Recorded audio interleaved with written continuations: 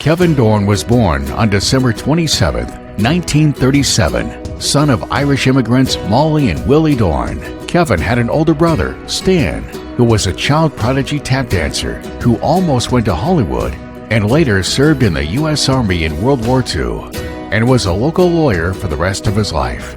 As a young boy, Kevin used to pretend to be an announcer around the house, playing records and introducing them into a pretend microphone. Kevin began working in radio at WLEA at the age of 16. 2 years after his father's death, he graduated from Hornell High in 1956 and went to college at SUNY Geneseo for a year and then transferred to Loras College in Dubuque, Iowa.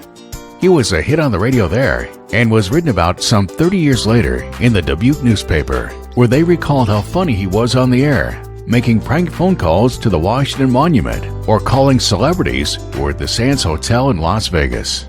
Kevin came back to Hornell after graduating in the early 1960s. He worked several jobs in radio, as a reporter for the Hornell Evening Tribune and Star-Gazette, and at Hornell High School as an English and then history teacher.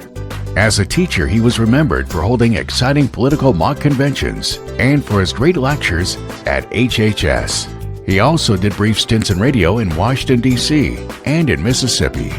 In the South, he was known for getting into numerous arguments with everyone from segregationist Governor Ross Barnett, who Kevin humiliated on his radio show. He'd also get into it with a local Klansman who would call the radio station and threaten him for being respectful to African Americans in his newscasts.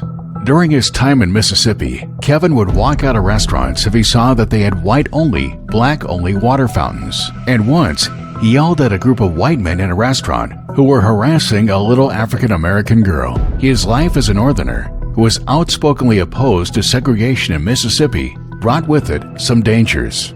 Once, during his first trip to Mississippi in 1964, he had heard a news tip that the bodies of the missing 3 civil rights workers had been found. He came running into the radio station he worked at there and told someone in the hallway, and one person looked puzzled and replied, "That's not where the bodies are." Everything went silent, and Kevin knew he could say nothing, as who was he supposed to go to? And Kevin was right. As it turned out, Mississippi law enforcement was arrested for taking part in the killing of the 3 civil rights workers. After returning from his second radio job in Mississippi, he wrote about it in a newspaper article for the Star-Gazette. A Northerner in Mississippi by Kevin Doran, September 11, 1966. Get your heart in Dixie, or get your ass out. That was a sign being held up by a boy who appeared to be about 10 years old. He was riding in the back seat of the car, and it was obvious he meant the sign for us. He probably noticed our New York plates as we followed this car. That was my welcome to Mississippi. A month earlier, I'd received a phone call from an old friend and former employer asking if I wanted to return to Laurel for a month of being a music announcer. It had been some time since I had worked as a record spinner, and about 7 years since I had seen my friends in Laurel. The idea sounded good. It was a chance to see my old comrades and to try my hand again at a business I dearly once loved. I took the offer. Now, I began to wonder if it was such a good idea. I wondered if the sign was typical of the feelings of most there. Mississippians are about the friendliest bunch in the world, only rivaled by my relatives in Ireland. My wife, Mary Margaret, was already apprehensive about spending a month in the Deep South. Like others, she had read about the activities of the KKK, whose leader was reportedly in Laurel. She had read about the incident in Meridian, where I'd also formerly worked. She knew about the murder of a black leader near Hattiesburg, a murder which a number of Laurel residents were implicated in. The sign we saw did nothing to relieve her apprehensions. I tried to tell her that the Mississippi I saw was nothing like what the newspapers would have you believe. To be sure, there was racial strife, but Mississippi was not alone in that. As we drove south, the radio reminded me that Chicago also had problems.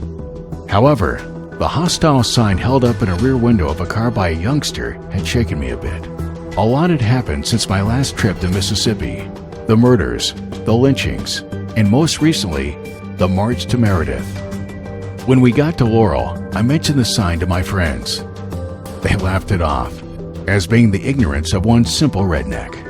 I suppose they were right. I'd only seen one similar sign. The fact is that while Mississippi had changed in some ways, I found the people to be friendly beyond comparison.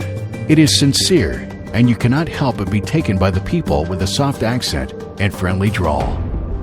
That is, as long as you do not discuss the racial question. Then you see another side of Mississippi. And here, I'm afraid that despite my love for the people there, our ideas will always be a million miles apart. I should make it clear that I had not gone to Mississippi on a crusade. I had gone for two reasons: to combine a working vacation with a chance to renew old acquaintances. It is not easy for an Irishman, especially this one, to avoid a good argument. But I had made up my mind that I was going to keep my mouth shut this time, if possible, and I tried. However, it seemed that whenever a few of us gathered, the racial and political situations worked their way into the conversations. Like many young Americans, my hero was John Kennedy. Much of my esteem for the late president had carried over to his brother, the junior senator of New York State. So here I was, a liberal New Yorker, in the heart of the land where the name Kennedy is anathema. It did not take long for the discussions to get underway. I suppose most men come away from a debate feeling they have won the day. Perhaps I will be forgiven if I am no exception. However, I do feel I made a few good points.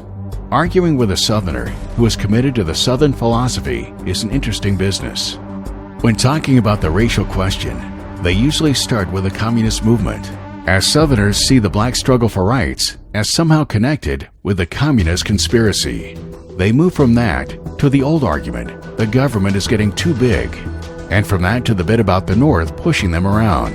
But when you really get to the heart of the matter, they start talking about the quote-unquote inferiority of the Negro race. And here you've got them. I pointed out that if the blacks are inferior and the whites are superior, there are some pretty bad examples of whites, like Hitler and Stalin, just to name two. Then, Mississippi takes a delight in the riots now current in the northern cities. Mississippi sees this as a justification for their former policies. That view, by the way, has led to some interesting discussions. Frankly, the type of prejudice in Mississippi is hardly confined to that state. I heard that type of ignorance being shouted around in Cicero and many other large cities. In fact, you need not travel more than one block to hear an example of racial prejudice. As Senator Phil Hart of Michigan said, prejudice in the North is more sophisticated and therefore more sinister. While Mississippi is right to call some in the North hypocrites, Mississippi sometimes uses the problems of the North as an excuse for their injustice. Despite the difference of opinions and sometimes heated discussions, I still cherish the friendships I have with many in Mississippi. Many are beautiful in many ways, and while most of us think of Mississippi as a gigantic swamp, nothing could be further from the truth. It is a beautiful state and among the most promising economically. It is hard to reconcile beliefs with friendships. However, I was reminded on my last night in Mississippi of a statement from a northern clergyman friend of mine. I mentioned it to some friends at a party given for us the night before we left. I told them, as a church-going people, you should be aware more than the others that the real solution to the race problem is not found with the KKK, which you deplore, or by riots that you hate, but the real solution is for you to do more than pay lip service to the moral principles that you supposedly adhere to. It is only in the love you claim in your religion that you will find a fitting answer to the hatred that you now practice. There was silence when I finished, and one of my friends finally replied, I guess there's nothing we can say to that one. Somehow, after Kevin published that article in the Star-Gazette, the owners of the radio station he worked at in Laurel, Mississippi heard about it and called Kevin up and yelled at him for putting Mississippi in a bad light.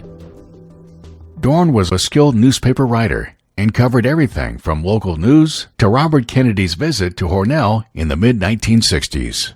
Kevin married Mary Margaret Gibbs in 1966. They had 5 children and 9 grandchildren. He was in many ways most remembered for working 3 days straight in Hornell on WLEA radio during the flood of 1972. Many people have decided to stay. The mayor has said, and other officials we've spoken with this morning have said, please don't stay. if there is any question in your mind. So the simple rule of thumb would be, if you have any doubts at all as to your safety, get out. Don't stay behind to save a chair. All right, briefly to summarize the situation in our area. In Hornell, flooding continues in various parts of the city. One bridge is out, Hart Street. Other bridges, according to the mayor, seem to be holding, and the water level seems to be holding at this hour in Hornell. In Canisteo, the situation is much worse. There, about 400 people have been evacuated, and most of them are at Summers Hall or at the school in Canisteo. In Almond, the situation is also rather critical, and we have sent a reporter to that scene to try to get reports for us directly from there. We've not spoken with any officials in Almond or in Alfred. Our reports have all been unofficial. But the situation in Canisteo at this hour seems to be the worst one. After the June of 1972 flood, Kevin bought WLEA from State Senator Charlie Henderson. He sold WLEA to Chicago millionaire Herb Chanik in 1980. Kevin always said Chanik was his favorite boss. Kevin was later to buy the stations back in the early 1990s. Chanik left the Hornell Radio Company in great shape after having started up an FM music station, WCKR. For years, Kevin did play-by-play during the Hornell Babe Ruth Summer League games. Pitch swung out and hit out into center field, a mile away, and that ball is up against the barrier. 2 runs will score easily. Kilichowski is going down to second, and thanks to a good throw from Albrecht in center field, they hold him at a double. And that has to be, I think, the longest hit of the game. Kilichowski knocked one right off the pole in left field, but this one even outdistanced that. What a hit. Just a few more feet, it would have been out of the ballpark. And Kevin's favorite part of radio was working the talk show host job. He was known for his great sense of humor. Well, yeah, but what does non sequitur mean? You keep throwing it. It doesn't follow. That's right. Yeah, what do you... I have a PhD, Kevin. Please. God help us if we don't know that. Well, we were going to be talking about all these heavy issues today on the program. I don't want to bring all those heavy issues up to Gary Gray. But let's talk about... Well, can I... One quick heavy issue? Sure. How's your weight doing? An otherwise dull Republican effort in New York. You certainly aren't Interesting. nasty to the Republicans. Well, why shouldn't I We're be? an exciting bunch out there, Are you Kevin. kidding? Sometimes he would take calls on major local issues. 1482 is the number, and good morning. Kevin, I just heard that lady, who's causing the merger and why the merger in the first place if the state is not mandating it, and if both hospitals can exist. Probably the first question is the state mandating it, and what did they actually say in writing? That would probably be the first thing, right? Right. Kevin would also do local interviews. Chief Ted Murray, Hornell PD. We're going to talk about, first of all, these cameras they've got up. Well, we currently have 8 cameras in different areas in the city, and the Housing Authority, in addition to that, has 6 cameras. And we also can mobile into their cameras. The real owners of St. James, the ones that call the shots, is an organization called Catholic Health East. Is that right? You're correct. And if you thought it was the local board of directors and so forth, you better rethink it. Kevin would also do interviews with some notables. He was a vital player in the Reagan administration. Don Devine. I'm Vice Chairman of the American Conservative Union. I'm a senior scholar at the Fund for American Studies. Well, we are very privileged today to have David Limbaugh with us. Tell me about your book and what are some of the things that have you so concerned? It's my contention, and I don't really think it's very controversial, that Obama is engaging in policies that are fundamentally changing America like he told us he would.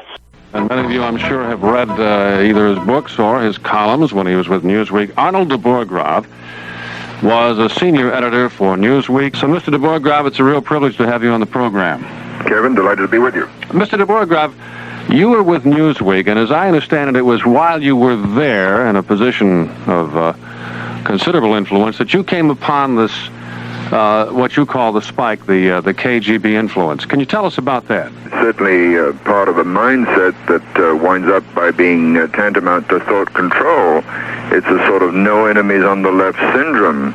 We're on the line this morning with Malachi Martin, author of many, many books. His latest is called The Keys of This Blood. Good morning, Kevin, and how are you doing this morning? Wonderful, and let me tell you, I've got a host of questions for you. John Blundell wrote a portrait of Margaret Thatcher, and as I recall, you know her rather well.